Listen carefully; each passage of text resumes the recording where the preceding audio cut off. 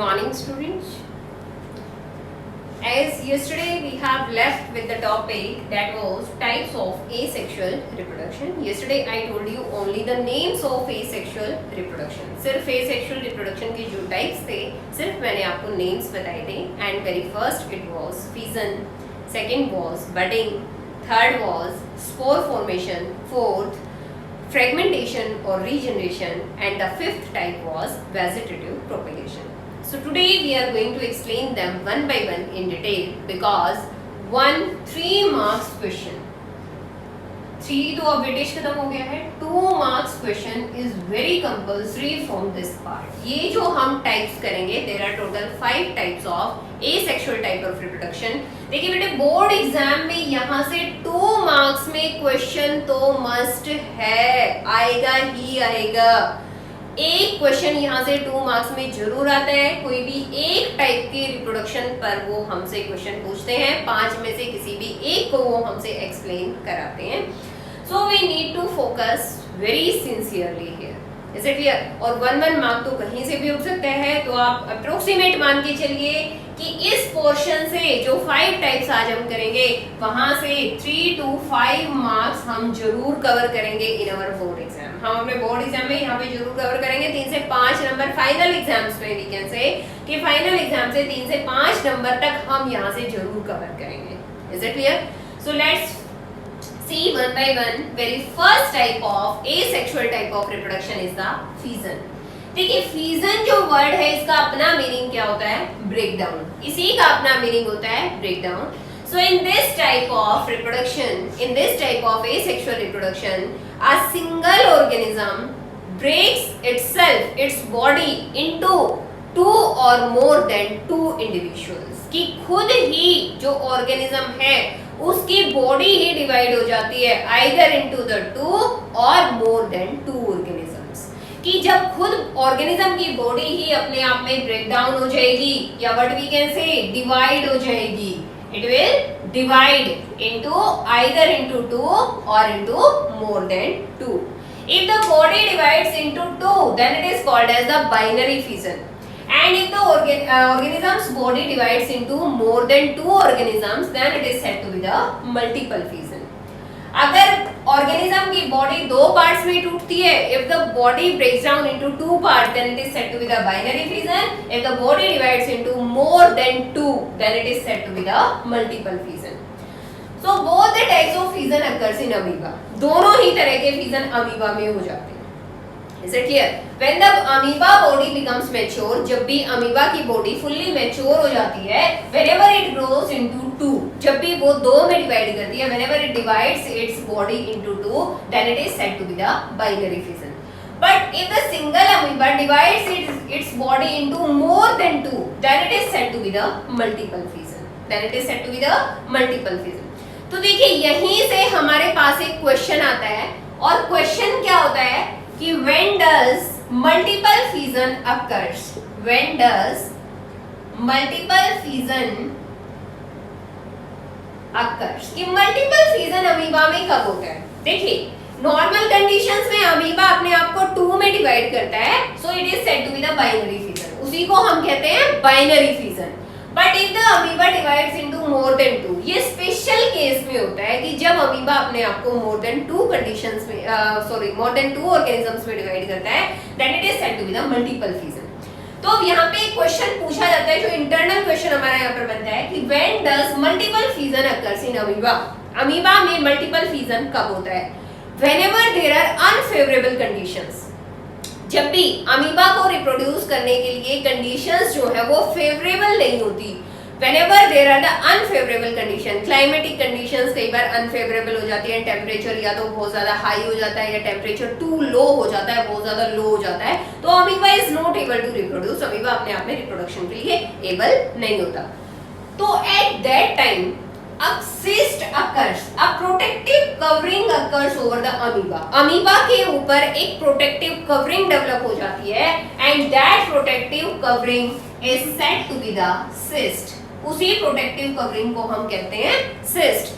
And now inside that cyst उस cyst के अंदर ही अमीबा बार बार बार बार रिप्रोड्यूस करता रहता है। We can say the nucleus divides into we can say more than 2 parts. Nucleus अपने आप को बार बार डिवाइड करता रहता है, और जब भी फेवरेबल कंडीशंस आती हैं तो ये सिस्ट जो है, जो आउटर कवरिंग है, ये क्या हो जाती है, ब्रेक डाउन हो जाती है, रप्चर हो जाती है, मेल्ट हो जाती है। Is it clear? And they all we can say they divide they further spread here and there.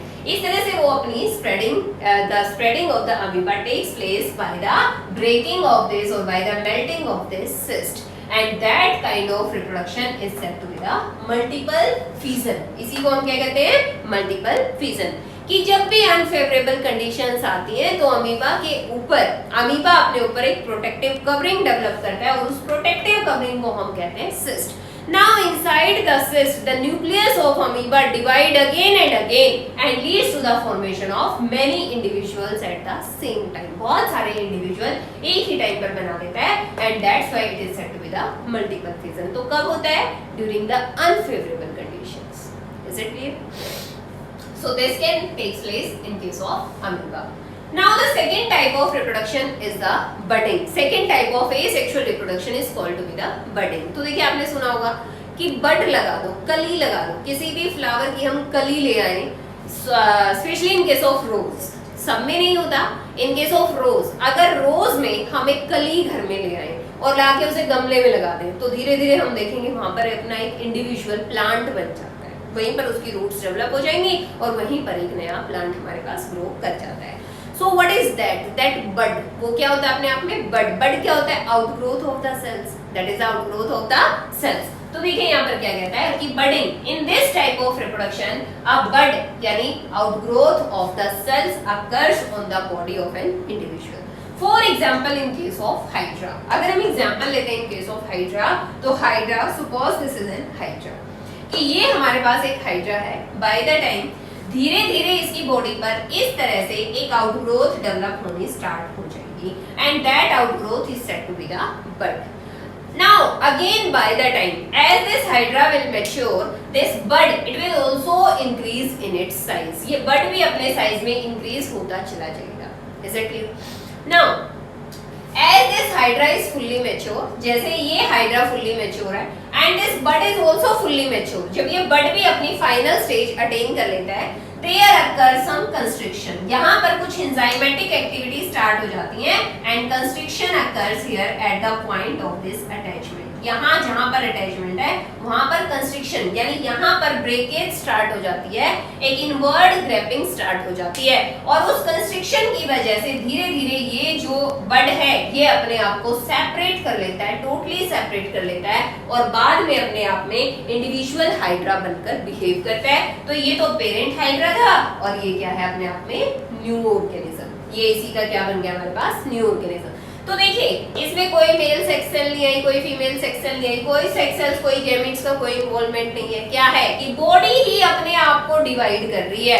जब बॉडी ही अपने आप को डिवाइड करती है तो that type of reproduction is said to be the asexual type of reproduction. और जब बड से रिप्रोडक्शन हो रहा है यानी किसी आउटग्रोथ से रिप्रोडक्शन हो रहा है तो that process is said to be the budding. इसी प्रोसेस को हम क्या कहते हैं, बडिंग कहते हैं। So now let's see the next is spore formation. Now the third type of reproduction is spore formation. Third type of asexual reproduction is the spore formation. So what we can say, the spore formation is the method where the new individuals are formed with the help of the spores. जिसमें नए individuals जो बनते हैं वो किसकी help से बनते हैं, with the help of the spores. देखिए जनरली इसमें क्या होता है, in case of fungi, generally in case of fungi की कुछ वेराइटीज होती हैं, कुछ अपनी अलग अलग वी कैन से स्पीसीज होते हैं, like there is a rhizopus, mucor. इन केसेस में क्या होता है कि स्पेशली ऑन द सबस्ट्रेटम क्या होता है अब हमारे पास कि suppose we are having a chapati, we are having a bread and we kept it in air tight container, हमने उसे रख दिया कहीं पर एयर टाइट कंटेनर के अंदर कुछ टाइम के लिए। सो व्हाट विल हैपन, या टिफिन बॉक्स के अंदर हम उसे रख के भूल गए, अब क्या होगा, after some time the fungus will start to develop on it. कुछ टाइम के बाद क्या होगा, उसके ऊपर क्या डेवलप होना स्टार्ट हो जाता है, फंगस डेवलप होना उसके ऊपर स्टार्ट हो जाता है। So very firstly what happens कि suppose this is that substratum, ये वही substratum है हमारे पास, या ये वो bread है, ये वो चपाती है. तो very firstly some finger-like structures arise on that, या some thread-like structures arise on this. कुछ thread-like structures यहाँ पर arise होने start हो जाते हैं. And those thread-like structures are called as the hyphae. Now at the top of these hyphae, a ball-like structures arise. A ball-like structure arise which contains the nucleus. उसके अंदर क्या होता है? Nucleus होता है. And that structure is called as the sporangium. उसी structure को हम कहते हैं sporangium. Now inside this sporangium, that nuclei starts to divide again and again. यानी अब उस स्पोरेंजियम के अंदर, उस बॉल लाइक स्ट्रक्चर के अंदर जो न्यूक्लियाई प्रेजेंट है, that nuclei will divide again and again. ये न्यूक्लियाई अपने आप को बार बार डिवाइड करेगा and each nuclei will contain a small amount of cytoplasm with it and will become the spore. कुछ स्मॉल अमाउंट ऑफ साइटोप्लाज्म को अपने साथ लेकर के अपने आप में एक स्पोर बन जाएगा. Is it clear? So in this way, whenever the favorable condition becomes, जब भी favorable conditions आती है, तो यहाँ पर अब क्या होगा, ये जो sporangium है, जो outer wall है, that will rupture, वो अपने आप में टूट जाएगी, break down हो जाएगी, melt हो जाएगी, rupture हो जाएगी. कोई भी statement हम यहाँ पर use कर सकते हैं. And after that these spores they will proliferate here and there. वो इधर उधर फैल जाएंगे और जहां जाकर के वो गिरेंगे वहीं पर इंडिविजुअल फिर से स्पोरेंजियम डेवलप होने स्टार्ट हो जाएंगे. फिर से थ्रेड लाइक स्ट्रक्चर्स बनेंगे, फिर से स्पोरेंजियम बनेंगे, फिर से स्पोर्स बनेंगे, फिर से लिबरेट हो जाएंगे. And this process will continue for, we can say, जब तक हमने उसे रखा हुआ है, till that time. Is it clear? So this is spore formation is the fastest method of asexual reproduction. Spore formation जो है ये अपने आप में fastest method है किसका? Asexual type of reproduction. क्यों? क्योंकि बहुत कम समय में बहुत ज्यादा मात्रा में spores बन जाते हैं और जहाँ जहाँ spores बनते हैं वहीं पर अलग individuals develop हो जाते हैं. So this is called to be the fastest method of asexual type of reproduction. After that the next is fragmentation. देखिए जैसा कि नेम के अंदर ही छुपा हुआ है फ्रेगमेंट. फ्रेगमेंट क्या होता है? टुकड़ा. कि ऑर्गेनिज्म की बॉडी के जितने भी टुकड़े हुए, हर टुकड़े से अपने आप में एक नया ऑर्गेनिज्म डेवलप हो गया. That process is said to be the fragmentation. And this fragmentation generally occurs in case of spirogyra. Spirogyra के केस में ऐसा ही होता है. जनरली ये तालाब के पानी में हमें मिलता है. ये इस टाइप का एक इंडिविजुअल होता है और जब भी इसकी बॉडी अलग अलग पार्ट्स में किसी भी रीजन से डिवाइड होती है तो हर पार्ट अपने आप में फिर से एक नया ऑर्गेनिज्म बनकर डेवलप हो जाता है. And this is called as a fragmentation. और फ्रेगमेंटेशन के साथ ही एक और टर्म हम यूज करते हैं, रीजनरेशन. रीजनरेशन में क्या होता है कि only the lost body part is recovered. सिर्फ लोस्ट बॉडी पार्ट ऑर्गेनिज्म अपने रिकवर कर लेता है. कैसे? कि suppose this is a planaria. अगर ये प्लेनेरिया है, किसी भी रीजन से इसकी बॉडी 3 पार्ट्स में यानी डिवाइड हो गई, तो ये जो फर्स्ट पार्ट है ये नेक्स्ट 2 पार्ट्स को रिकवर करेगा और अपने आप में नया ऑर्गेनिज्म बन जाएगा. मीडियम जो पार्ट है ये टॉप और बॉटम पार्ट को रिकवर करेगा और अपने आप में इंडिपेंडेंट ऑर्गेनिज्म बन जाएगा. और last part it will we can say recover its first 2 parts and will become an independent organism.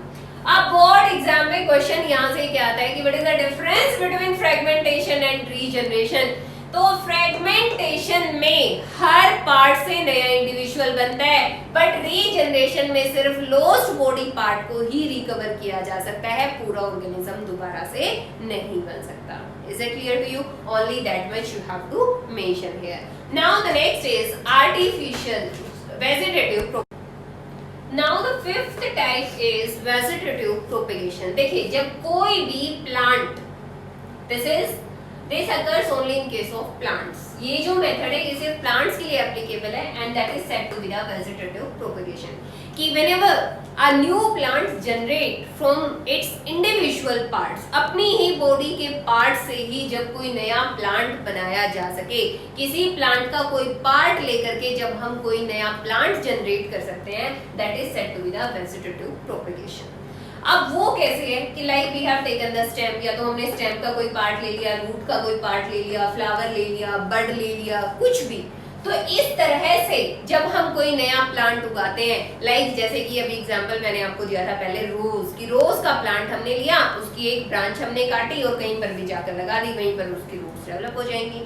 तो वो स्टेम क्या है, वेजिटेटिव पार्ट है प्लांट का।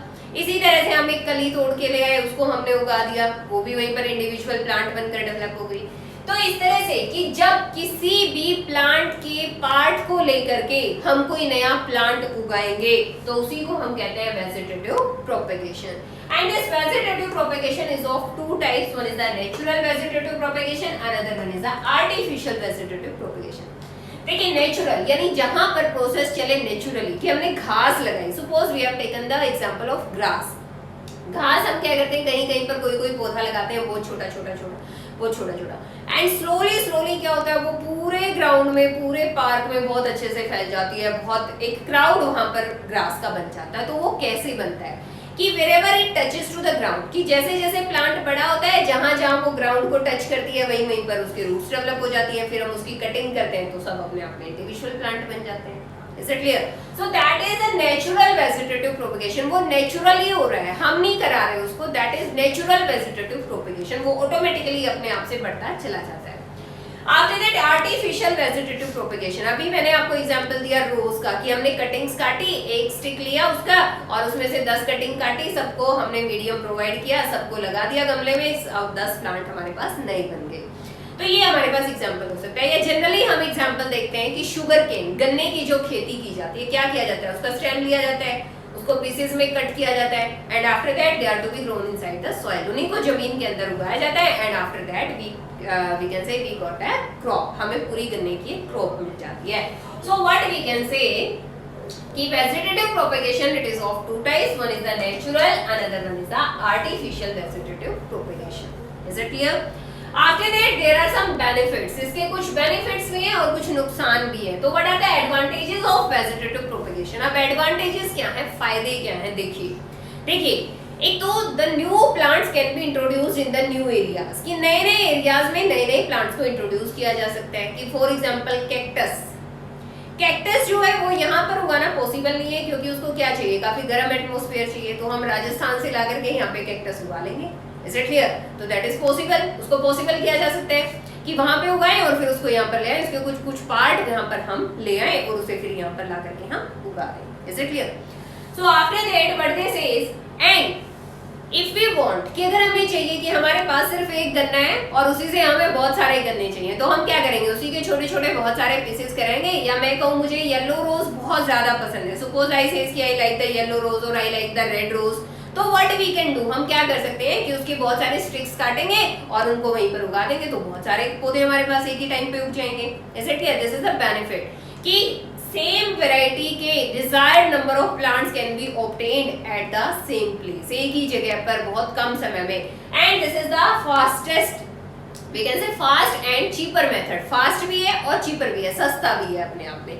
These are the advantages. अब इतने डिसएडवांटेजेस भी हैं इसके कुछ, लेकिन क्या डिसएडवांटेजेस हैं, जैसे कहते हैं एक तो कोई नई वैरायटी, हम चाहें कि रेड रोज से हमें पिंक रोज मिल जाए तो वो कभी नहीं मिलेगा। हम कलम जब रेड रोज की लगा रहे हैं, बार बार हम रेड रोज को उगा रहे हैं, तो भाई पिंक कहाँ से मिलेगा, that can neither be obtain, वो नहीं ऑब्टेन किया जा सकता। Is it clear? कि जो नेक्स्ट जनरेशन होगी, यंग वंस जो होंगे, वो हमेशा एग्जैक्टली सिमिलर रहेंगे टू द पेरेंट्स, वो पेरेंट्स के सिमिलर ही रहेंगे, उनमें कोई वैरायटी किसी तरह की नहीं आएगी। Is it clear? तो ये गुड भी है और ये बैड भी है। बैड कैसे है कि देयर इज अ डिजीज, अगर किसी भी रीजन से पेरेंट प्लांट में कोई डिजीज हो गया तो नेक्स्ट जनरेशन जो है वो फुल्ली डिजीज्ड ही पैदा होगी।